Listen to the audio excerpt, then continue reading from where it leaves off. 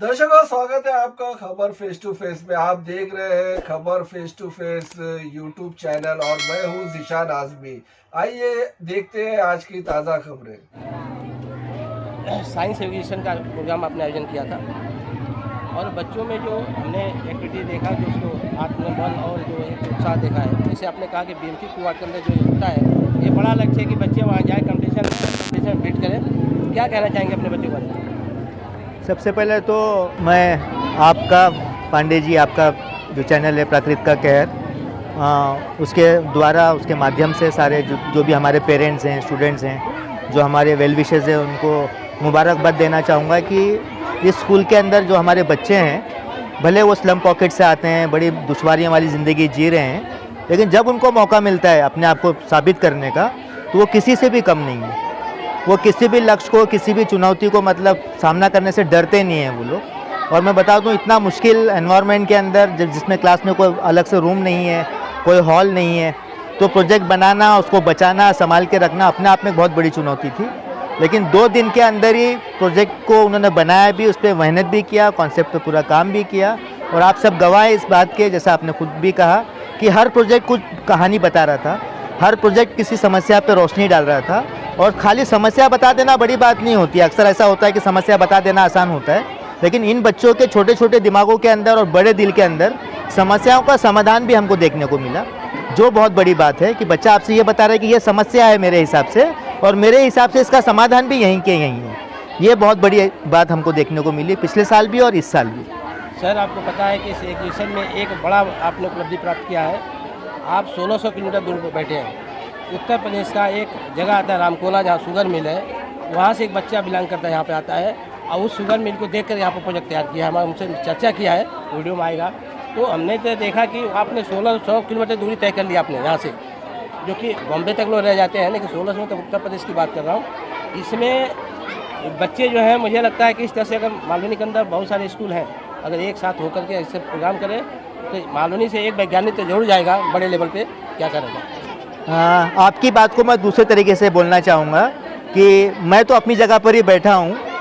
वो बच्चा 1600 किलोमीटर का सफ़र तय कर कर यहाँ पे आया है, और यहाँ आकर उस बच्चे ने साबित किया है कि 1600 किलोमीटर उस जगह पे भी अगर उसको यही मौका मिलता तो वहाँ ऐसे ही वो नाम रोशन करता। और हम यही मानते हैं कि हमें पता नहीं कि हमारे कौन से क्लास के कौन से कोने में कोई बोस बैठा हुआ है, कोई कलाम बैठे हुए हैं, कोई सचिन तेंदुलकर बैठा हुआ है, तो हमें पता नहीं है। हमें इन बच्चों को मौका देना है, मतलब बड़ी ईमानदारी से और अच्छे तरीके से उनको मौका देना है, और ये बच्चे हमारा सीना भी चौड़ा कर देंगे और हमारे सिर को भी ऊंचा कर देंगे। इसमें मुझे कोई शक नहीं है इन बच्चों के बारे में। सर, ये प्लेटफॉर्म देने के लिए सबसे पहले हमारी टीम की तरफ से आपको बहुत बहुत धन्यवाद। दूसरी चीज़ ये कि बच्चों जो हम लोग पढ़ते थे, इस तरह के लेवल नहीं मिलता था। आज इन बच्चों को जो लेवल मिला है, तो ये बड़ी उड़ान भरेंगे, ये आप जानते हैं अच्छी तरह। लेकिन बशर्ते इनको समय समय पर गाइडलाइन होनी चाहिए, प्लेटफॉर्म मिलना चाहिए। और इसी के साथ आप किस तरह से स्कूल के बच्चों को आगे बढ़ाने का काम करेंगे? हम ये बोलते हैं बच्चों को कि किसी और की लकीर छोटी करने की बजाय अपनी लाइन को लंबी कर लेना चाहिए। हम हमारे बच्चों को यही बताते हैं कि देखिए, हम जितना हम मीठा डालेंगे उतना शरबत मीठा होगा। हमारी कमियों कहाँ रह जाती, कोशिशों में कमी रह जाती है। हम बच्चों को यही बोलते हैं कि कमज़ोर कौन होता है? जो ज़ोर कम लगाता है वही कमज़ोर होता है। हम बच्चों को बोलते हैं ज़ोर पूरा लगाओ अपना, हार जीत तो कभी लगी हुई है ज़िंदगी के अंदर। और ये छोटे छोटे प्रोग्राम के तहत, जैसे मैं आपको बताना चाहूँगा आपके माध्यम से कि कल हमारे स्कूल के 200 बच्चे जो हैं 2 अलग जगह पे एक्सपोजर विजिट पे जाने वाले हैं। एक मालवनी के एंड में, मतलब अंबुजवाड़ी के पास ही शायद sewage water plant, treatment plant है, जहाँ पे पानी, गंदे पानी को साफ़ किया जाता है। तो 100 बच्चे हमारे वहाँ जाने वाले, वो खुद देखेंगे कि नालों के पानी को, गटर के पानी को किस तरीके से पीने लायक पानी बनाया जा सकता है। वो प्लांट में 100 बच्चे जाएंगे और अपने आंखों से देखेंगे, सवाल करेंगे। आज आप उनसे सवाल कर रहे थे, कल वो वहाँ जाकर सवाल करेंगे। और 100 बच्चों को हम फायर फाइटर्स से मिलवाना चाहते हैं। कल फायर ब्रिगेड पे हमारी एक 100 बच्चों की टीम जाएगी। वो देखेंगे कि एक फायर फाइटर की लाइफ की दिनचर्या क्या होती है, वो डेली अपने घर से क्या सोचकर पहुंचता है, क्योंकि पता नहीं किस जगह पे आग बुझाने जाएगा और वहाँ उसको पता नहीं कौन सा बलिदान देना पड़ेगा। तो हम बच्चों को ये रूबरू करवाना चाहते हैं ज़िंदगी से, कागज़ पे, किताब पे या डिजिटली नहीं पढ़ाना चाहते। हम चाहते हैं बच्चा खुद जाए, महसूस करे और देखे, उसकी बात ही अलग होती है। क्योंकि अगर आप कागज़ पे लिख देंगे बर्फ़ी और खाने लगेंगे तो बर्फ़ी का मज़ा नहीं आएगा, आपको बर्फ़ी खाना ही पड़ेगा उसके लिए। ये हम चाहते हैं हमारे बच्चों अक्सर को। देखा गया कि झोपड़पट्टी के बच्चे जो होते हैं उनका ऐसा आरोप लगता है कि झोपड़पट्टी के बच्चे अच्छे पढ़ते नहीं हैं, लेकिन आपका इतना छोटा स्कूल होने के बाद भी लमसम आप 1150 बच्चों को लेकर चल रहे हैं, कितनी बड़ी चुनौती है? सर मेरे हिसाब से तो स्कूल कोई भी छोटा नहीं है और कोई भी स्कूल बहुत बड़ा ऐसा भी नहीं है। हम स्कूल के आकार पे और स्कूल में कितने बच्चे बैठते हैं उसके हिसाब से उसको हम विशाल बना देते हैं। मेरे ख्याल से अगर 2 बच्चे भी एक पेड़ के नीचे पढ़ रहे हैं तो वो भी स्कूल है और वो भी बड़ा स्कूल है मेरे हिसाब से। जहाँ से हमने शुरू किया था आपके सफ़र को, आप तो उसके गवाह हैं, हमारे सफ़र में आप पहले दिन से रहे हैं, तो आपने देखा है 2 कमरे 23 बच्चों से स्टार्ट किया हुआ ये स्कूल। आज 30 टीचर हैं, 22 संस्थाएँ और 1110 बच्चे स्कूल में पढ़ते हैं। और लॉकडाउन में भी आप लोगों ने देखा कि ये अकेला स्कूल था जिसने लॉकडाउन में बच्चों को स्कूल में राशन बांटने के बारे में शुरू किया था। ये अकेला ऐसा स्कूल है जिसने 1 साल में 44 लाख रुपए माफ़ किए थे अपने बच्चों की फ़ीस के। क्योंकि 2 बड़ी बिल्डिंग जो आपको दिखाई दे रही है ये इन्हीं बच्चों के फ़ीस से बनी हुई बिल्डिंग्स हैं, ये इन्हीं की बिल्डिंग्स हैं।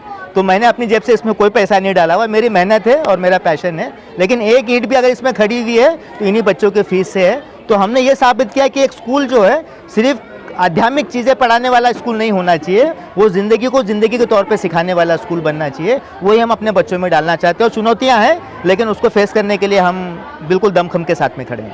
सर आपके लिए बहुत एक चीज़ होती है, आप सभी स्कूलों से अलग थे आपका, और आप बोलते हैं कि हम किसी भी बच्चे को फीस के लिए स्कूल से बाहर नहीं निकालते हैं। इसके लिए बहुत बड़ी दिल की बात है, बहुत दरियादिली आप दिखाते हैं बच्चों के लिए। इसके पीछे क्या उद्देश्य रहता है आपका? जी, जो आपके साथ में ज़िंदगी में जो हुआ है ना वो आप नहीं दोहराना चाहते हैं।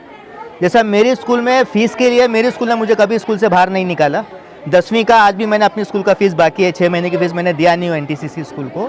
तो हमारे प्रिंसिपल ने ये बताया कि पैसे के लिए 2000 10,000 रुपये के लिए अगर एक बच्चों को आप पढ़ाई से वंचित कर देते हैं तो आप बहुत बड़ा अन्याय करते हैं उस बच्चे के साथ में। हम हमेशा ये मानते हैं, अगर आप बाहर जाके देखेंगे तो वहाँ बोर्ड पे लिखा हुआ है कि पैसे के लिए कभी भी कोई स्कूल का बच्चा हमारे स्कूल से तो बाहर नहीं जाएगा। उसको वो हमारा कम्युनिटी को वादा है, हमने बाहर बोर्ड पे लिख के लगाया हुआ है। और आप भी मतलब आते जाते रहते हैं, आपने भी देखा होगा। फ़ीस के लिए हम टाइम भी देते हैं, मौका भी देते हैं, सहूलियत भी देते हैं।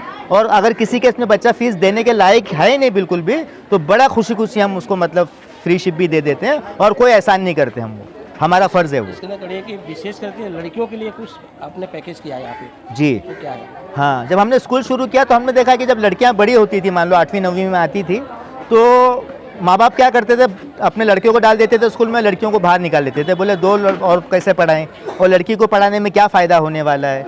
तो हमें बड़ा बुरा लगता था कि 8वीं में आ गई लड़की और पता नहीं कहाँ जाकर रुकेगी, उसको 8वीं में रोक दे रहे हैं क्योंकि इसको आगे शादी करके दे देना है। तो हमने एक स्कीम शुरू किया था कि 3 बच्चे अगर हैं एक घर के तो एक बच्चे को हम फ़ीस फ्रीशिप देते हैं पूरी।